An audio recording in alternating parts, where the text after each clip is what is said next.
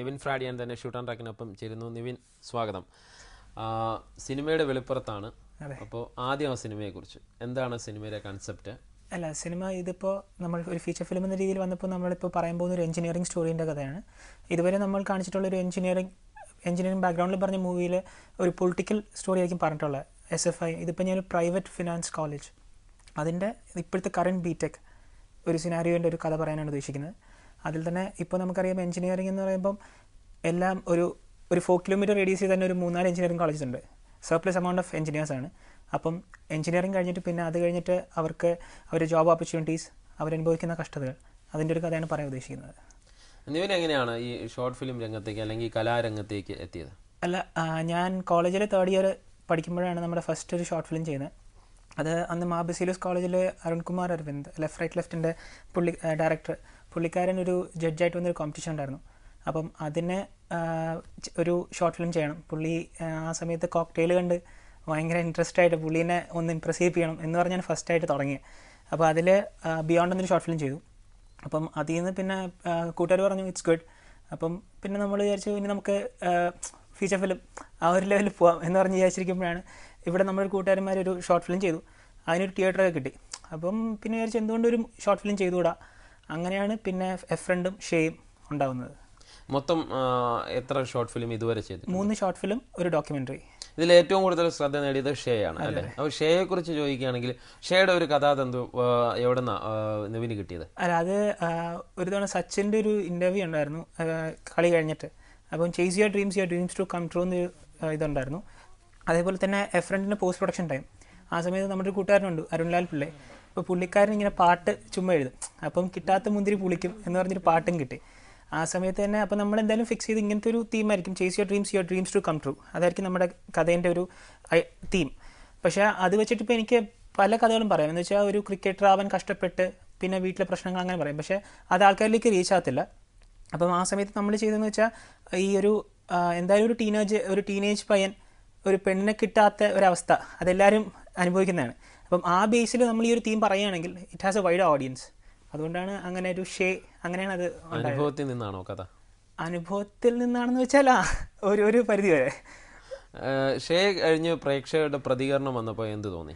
അല്ല, നമ്മൾ ആക്ച്വലി നമ്മളൊരു മാക്സിമം പോയി കഴിഞ്ഞാൽ 1 ലക്ഷം, ഒരു കൂടിപ്പോയ 1.5 അത്രേ പ്രതീക്ഷയുള്ളൂ. പക്ഷേ ഒരു 7.5 ലക്ഷമൊക്കെ പോകുന്ന ഒരിക്കലും പ്രതീക്ഷയില്ലായിരുന്നു. ആൻഡ് നമ്മൾ ഇതിൽ വിചാരിക്കാത്ത കാര്യങ്ങളായിരുന്നു ആൾക്കാർക്ക് കൂടുതൽ ഇഷ്ടപ്പെട്ടു. ഇപ്പം ഒരു മസാല ദോശ എന്നൊരു സീനുണ്ട്, അത് സ്വപ്നത്തിൽ പോലും ഞാൻ വിചാരിക്കാത്ത സീനാണ്. ഞാനതിൽ വേറെ കുറേ സംഭവങ്ങളായിരിക്കും അത് ക്യാച്ച് ചെയ്യാം എന്ന് പറഞ്ഞ് നമ്മൾ ചെയ്തത്. പക്ഷേ അതിനെക്കാട്ടിൽ ഈ സംഭവങ്ങളാണ് ആൾക്കാർക്ക് കൂടുതൽ ഇഷ്ടമായത്.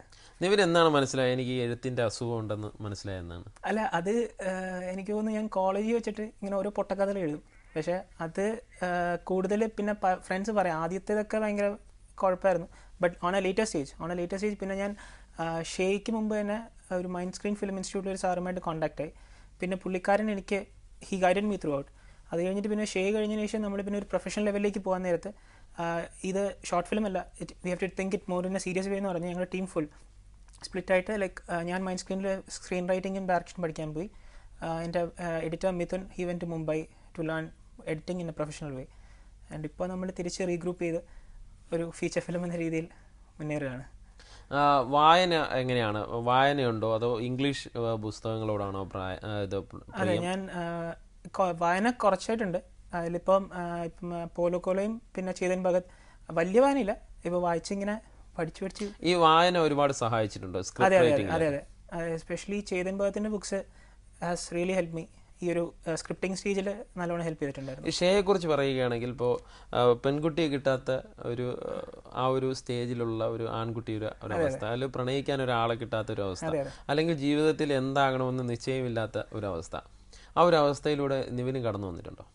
അല്ല, ഞാൻ എഞ്ചിനീയറിംഗിന് കയറിയ സമയത്ത് ഉണ്ടായിരുന്നു. കാരണം +2 കഴിഞ്ഞിട്ട് ഞാൻ കംപ്ലീറ്റ്ലി ബ്ലാങ്ക് ആയിരുന്നു. എന്ന് വെച്ചാൽ എല്ലാവരും ചോദിക്കുന്നത് എന്താവണം നോക്കുമ്പം എന്താ ഇപ്പോൾ ഉള്ളത്, അതായിരുന്നു അവസ്ഥ. പക്ഷേ ഒരു സെക്കൻഡ് ഇയർ ആവുന്നത് എനിക്കും ഈ ഫിലിമാണ് എൻ്റെതെന്ന് അറിയത്തില്ല. പക്ഷേ ഞാനൊരു 500 Days of Summer എന്നൊരു മൂവി ഉണ്ടായിരുന്നു. അതുവരെ ഞാൻ ഈ മസാല പടങ്ങളുടെ ഒരാളായിരുന്നു. പക്ഷേ ഈ 500 Days of Summer എന്നൊരു മൂവി കണ്ടപ്പോൾ ഇങ്ങനെയും പടം എടുക്കാം. പിന്നെ അതിനുശേഷം റംഗ് ദേ ബസന്ത്, ഇപ്പോൾ ഷട്ടർ ഐലൻഡ്, അങ്ങനെ 3-4 പടങ്ങൾ കണ്ടപ്പം ഈ മൂവി എന്ന് പറയുന്നത് വേറൊരു ക്രാഫ്റ്റാണെന്ന് മനസ്സിലായി. അപ്പോൾ അന്ന് തൊട്ടാണ് പിന്നെ മൂവിയെ സീരിയസ് ആയിട്ട് കാണാൻ തുടങ്ങിയത്. അതിനുശേഷമാണോ ഈ രാജീവ് മേനോന്റെ കൂടെ? അതെ അതെ അതെ. ആ ഒരു അനുഭവം അദ്ദേഹത്തിന്റെ കൂടെ ഇപ്പോൾ ഉള്ള പ്രവർത്തനത്തെ കുറിച്ചൊന്ന് പറയാം. മൈൻഡ് സ്ക്രീൻ ഫിലിം ഇൻസ്റ്റിറ്റ്യൂട്ടിൽ പോകുന്നതിന് മുമ്പ് വരെ ഫിലിമിന് ഞാൻ ഡെപ്തായിട്ട് പഠിച്ചിട്ടില്ലായിരുന്നു. മൈൻഡ് സ്ക്രീൻ ഫിലിം ഇൻസ്റ്റിറ്റ്യൂട്ടിൽ ചേർന്നതിന് ശേഷം ലൈക്ക് ഒരു വേൾഡ് ഓവർവ്യൂ കിട്ടി. നമ്മൾ ഒരു പടം കാണുമ്പോൾ അതിൽ എന്താണ് അതിൽ നല്ലതെന്നും അതിൽ എന്താണ് കുഴപ്പമെന്ന് ഇപ്പം മനസ്സിലാക്കാൻ പറ്റുന്നുണ്ട്. അതൊരു ഫിലിം സ്കൂളിൽ പോയതിൻ്റെ ഗുണം തന്നെയാണ്. പിന്നെ രാജീവ് സാറിനോട് നിന്നപ്പം പുള്ളി is like thorough professional. I mean ഒരു how to deal a crew and how to handle, ഇപ്പം ലൈറ്റ് ബോയ് തൊട്ട് ഒരു ആർട്ടിസ്റ്റിനെ വരെ എങ്ങനെ ഹാൻഡിൽ ചെയ്യണമെന്നുള്ള കാര്യം പുള്ളിനോട് നമുക്ക് പഠിക്കാൻ പറ്റി. തീർച്ചയായിട്ടും ഒരു ഷോർട്ട് ഫിലിം കഴിഞ്ഞപ്പോൾ, അല്ലെങ്കിൽ ഷേ എന്ന് പറയുന്ന ഷോർട്ട് ഫിലിം കഴിഞ്ഞപ്പോൾ നിവിന് മനസ്സിലായ കാര്യം എന്താണ്? ഈ സിനിമയെക്കുറിച്ചും അല്ലെങ്കിൽ ഈ ഷോർട്ട് ഫിലിം മേഖലയെക്കുറിച്ചും അല്ലെങ്കിൽ തൻ്റെ മുന്നോട്ടുള്ള സ്റ്റെപ്പിനെ കുറിച്ചും ഒക്കെ എന്താണ് മനസ്സിലാക്കിയത്? എനിക്ക് തോന്നുന്നു സ്ക്രിപ്റ്റ് ഇസ് കിങ്. അതാണ് എനിക്ക് ഏറ്റവും, എന്ന് വെച്ചാൽ നമ്മളൊരു മനസ്സിൽ നിന്നൊരു കാര്യം പറയാനല്ല, എന്ന് വെച്ചാൽ ഓക്കെ മറ്റവൻ ഭയങ്കര സ്റ്റൈലൈസ്ഡ് ആയിട്ട് പടം എടുത്ത് നമുക്ക് അതേപോലെ ഒരു സ്റ്റൈലൈസ്ഡ് എടുക്കാം, അങ്ങനെയല്ല. എനിക്കുള്ളിൽ നിന്നൊരു കഥ പറയാനുണ്ടെങ്കിൽ അത് ഞാൻ സത്യസന്ധമായിട്ട് പറയുകയാണെങ്കിൽ ജനങ്ങൾ സ്വീകരിക്കും, അത് ഉറപ്പാണ്. ഈ സത്യസന്ധമായിട്ട് പറയാൻ വേണ്ടിയാണോ നിവിൻ തന്നെ അഭിനയിച്ചത്? അല്ല, അതെൻ്റെ ആഗ്രഹം കൊണ്ട് തന്നെയാണ്. എനിക്ക് അഭിനയം എന്നൊരു ആഗ്രഹം എന്നിൽ ഉള്ളിലുണ്ടായിരുന്നു. പിന്നെ ഷോർട്ട് ഫിലിം സ്റ്റേജിൽ എഫ്രണ്ട് എന്നുള്ള ഷോർട്ട് ഫിലിമിൽ അഭിനയിക്കാനുള്ള റീസൺ എന്ന് വെച്ചാൽ ആ ഒരു ക്യാരക്ടർ ചെയ്യാൻ എനിക്ക് ആ സമയത്ത് കോൺഫിഡൻ്റ് ഒരു ആക്ടറിനെ കിട്ടിയില്ല. അപ്പോൾ അതാണ്, അങ്ങനെയാണ് എഫ്രണ്ടിൽ അഭിനയിക്കുന്നത്. എഫ്രണ്ടിൽ അഭിനയിച്ചപ്പോൾ ആൾക്കാർ പറഞ്ഞു കുഴപ്പമില്ല, കൊള്ളാം, അങ്ങനെ പറഞ്ഞതിന് ശേഷമാണ് പിന്നെ ഷേയിലേക്ക് വന്നത്. ഞാൻ അറിഞ്ഞത് ഒരു കൊച്ചു ആരാധക വൃന്ദമുള്ള ആളാണ് നിവിൻ എന്നാണ്. ആരാധകർ ഒരുപാട് പേര് വിളിക്കാറുണ്ടോ? ഈ ഷേ എന്ന് പറയുന്ന ഷോർട്ട് ഫിലിം ഇന്നും കണ്ടിട്ട് ആരെങ്കിലും ഒക്കെ വിളിക്കാറുണ്ടോ? ഇങ്ങനെ ഇടയ്ക്കിടയ്ക്ക് വിളിക്കാറുണ്ട്. കാണുമ്പോൾ നല്ല രീതിയിൽ സപ്പോർട്ട് ചെയ്യാറുണ്ട്. യെസ്, അതുണ്ട്. ഈ ഇതിൻ്റെ ആർട്ടിസ്റ്റുകൾ, ഈ ഷേയിലെ ആർട്ടിസ്റ്റുകൾ, അതിൽ മീര എന്ന് പറയുന്ന ഒരു ഫേമസ് ആങ്കർ ഉണ്ട്. അപ്പോൾ അവരെയൊക്കെ എങ്ങനെയാണ് സമീപിച്ചത്? അവരിലൊക്കെ എങ്ങനെ ഈ കഥ കൺവിൻസ് ചെയ്ത് എങ്ങനെയാണ്? അല്ല, ആദ്യമേ മീര അല്ലെങ്കിൽ തന്നെ ശ്രേയ അല്ലെങ്കിൽ അവരുടെ അടുത്ത് ഞാൻ പറഞ്ഞിട്ടുണ്ടായിരുന്നു, ഇതാണ് നമ്മുടെ സ്റ്റോറി, മീര ഇങ്ങനത്തെ ഒരു ട്രിവാൻഡ്രം സ്ലാങ്ങുള്ള ഒരു കുട്ടിയായിരിക്കും ചെയ്യുന്നത്. അപ്പം ആദ്യം കേട്ടപ്പോൾ ഒന്ന് ഞെട്ടിയെങ്കിലും പുള്ളി പിന്നെ കഥ ഫുള്ള് കേട്ടപ്പോൾ ഷീ വാസ് വെരി കൺവിൻസ്ഡ്. ഇനി സിനിമയിലേക്ക് വരികയാണെങ്കിൽ ഒരു നിർമ്മിക്കാൻ പോകുന്ന അല്ലെങ്കിൽ സംവിധാനം ചെയ്യാൻ പോകുന്ന സിനിമ എങ്ങനെയുള്ളതായിരിക്കും എന്നാണ് പ്രേക്ഷകരുടെ അടുത്ത് നിവിന് പറയാനുള്ളത്? ഇത് ഒരു എൻജിനീയറിംഗ് സ്റ്റുഡൻറ് അല്ലെങ്കിൽ നമ്മുടെ ഇപ്പോഴത്തെ ഒരു കോളേജ് സിനാരിയോ. ഞാൻ അതല്ല ചോദിച്ചത്, ഏത് തരം പ്രേക്ഷകര് തൃപ്തിപ്പെടുത്തുന്ന സിനിമയായിരിക്കും? എല്ലാത്തരം പ്രേക്ഷകരെയും തൃപ്തിപ്പെടുത്തുന്നതായിരിക്കും സിനിമ?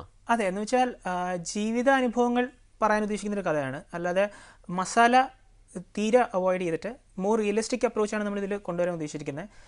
ഒരു കോളേജ് ബാക്ക്ഗ്രൗണ്ട് അല്ലെങ്കിൽ ഒരു ജോബ് ഹണ്ട് എന്നൊരു സംഭവം ഏതൊരു മനുഷ്യൻ്റെ ജീവിതത്തിൽ കടന്നു പോയിട്ടുണ്ടാവും. അപ്പം അങ്ങനെ കടന്നുപോയ ഏതൊരു പെണ്ണിനും പയ്യനും റിലേറ്റ് ചെയ്യാൻ പറ്റുന്നൊരു സ്റ്റോറി ആയിരിക്കും. നിവിൻ തന്നെയാണോ നായകൻ? അല്ല, അതിൻ്റെ കാസ്റ്റിംഗ് ഇങ്ങനെ നടന്നുകൊണ്ടിരിക്കുകയാണ്. അപ്പോൾ അത് ഇപ്പോൾ റിവീൽ ചെയ്യാറായിട്ടില്ല. തീർച്ചയായിട്ടും വേറൊരു പ്രോജക്റ്റ് കൂടി മനസ്സിലുണ്ടെന്ന് പറഞ്ഞു. അതെ, അത് ഇപ്പം അതിൻ്റെ ഫസ്റ്റ് ഡ്രാഫ്റ്റ് കഴിഞ്ഞായിരുന്നു.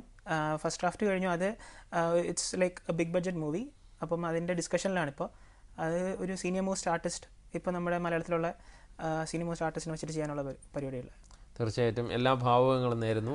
സിനിമ വലിയ വിജയമാകട്ടെ. അതോടൊപ്പം ഇനിയും ഷോർട്ട് ഫിലിമുകൾ ഉണ്ടാക്കാൻ കഴിയട്ടെ. കൂടാതെ വെള്ളി വെളിച്ചത്തിൽ നല്ല പാതകൾ വെട്ടിത്തെളിച്ച് മുന്നേറാൻ കഴിയട്ടെ.